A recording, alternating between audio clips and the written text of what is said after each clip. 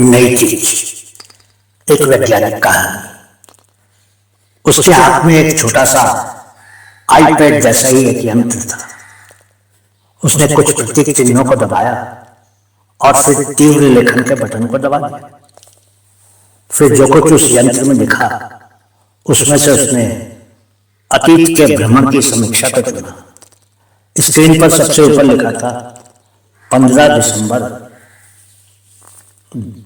2224, स्थान प्राचीन संग्रहालय, भारत। उसने एक और बटन दबाया तो स्क्रीन पर शब्द अपने आप ही उभरने लगे।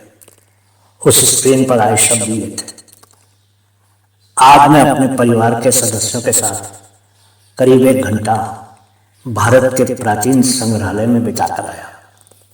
हमने उस 1 घंटे में ही उस संग्रहालय में प्रदर्शित चीजों को देखना और समझना था। हमें मुख्य रूप से खास 5 चीजें देखनी थी, लेकिन मैं वो 5 वस्तुएं नहीं देख पाया। जब मैं दूसरी चीज को देख ही रहा था कि मेरा बेटा समीर मुझे एक दूसरे मेज की तरफ ले गया। उस मेज पर करीब 100 वर्ष पुरानी 6 खोपड़ियां पड़ी थी।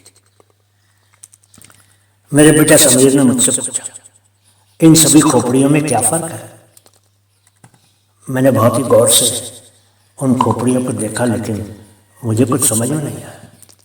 मैं उसको कोई जवाब नहीं दे सका। तभी मेरी पत्नी दिखी तो मैंने उसको बुलाया। मेरी पत्नी ने भी उन खोपड़ियों को देखा, लेकिन उसको भी कुछ समझ नहीं आया और उसने भी अपना सर इनकार की मुद्रा में हिला दिया। तभी मैंने एक कोने में एक पूछताछ डेस्क देखा। वहां पर यंत्र चालित कुर्सियां थी। हम तीनों ही स्वयं पहचान लेने वाली कुर्सियों पर बैठ गए। हमने माथे पर एक स्क्रीन और ईयरफोन लगी हुई हेलमेट सी पहन ली। हम उन 6 खोपड़ियों के बारे में जानना चाहते थे। उस हेलमेट ने हमारे दिमाग की जिज्ञासा पढ़कर स्क्रीन शुरू कर दी। आंखों के सामने की स्क्रीन पर 100 साल पहले की सभ्यता के लोग प्रकट होने लगे। हमें दिखा कि वो सभी खोपड़ियां, वो 6 खोपड़ियां इंसानों की थी। 6 इंसानों के शरीर पर वो खोपड़ियां लगी हुई थी। एक खुद को हिंदू कह रहा था, दूसरा मुसलमान, तीसरा सिख और चौथा ईसाई। 5वीं खोपड़ी दलित की थी और 6ठी खोपड़ी एक किन्नर की थी।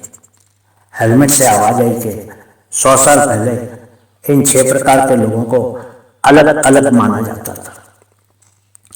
मेरे मुंह से शब्द निकलने ही लगे थे कि मैंने खुद को रोक लिया।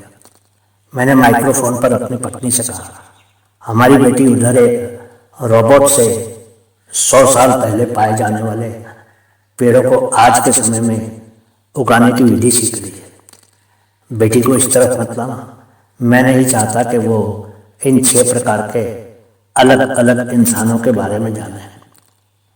उन खोपड़ियों वाले इंसानों के बारे में पूरी जानकारी लेने के बाद मैंने तुरंत ही अपने आईपैड पर एक मैसेज टाइप करके संग्रहालय के प्रबंधक को भेज दिया, कृपया इन 6 खोपड़ियों और इनसे संबंधित पूरी जानकारी को अपने संग्रहालय से हटा दीजिए, नहीं तो हमारे बच्चों के दिमाग में भी ये हिंदू, मुस्लिम, सिख व ईसाई वाला प्रदूषण पहुंच जाएगा और उसके परिणाम विध्वंसक होंगे।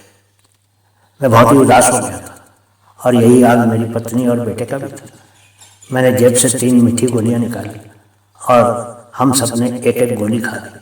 वो गोलियां इंसान की मुस्कान वापस ले आती थी। घर वापस आए तो मैंने देखा कि मेरी बेटी ने तुरंत ही मिट्टी में खुदाई करके एक बीज रोपना शुरू कर दिया था।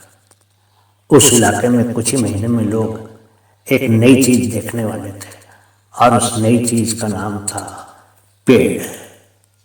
बहुत बहुत शुक्रिया।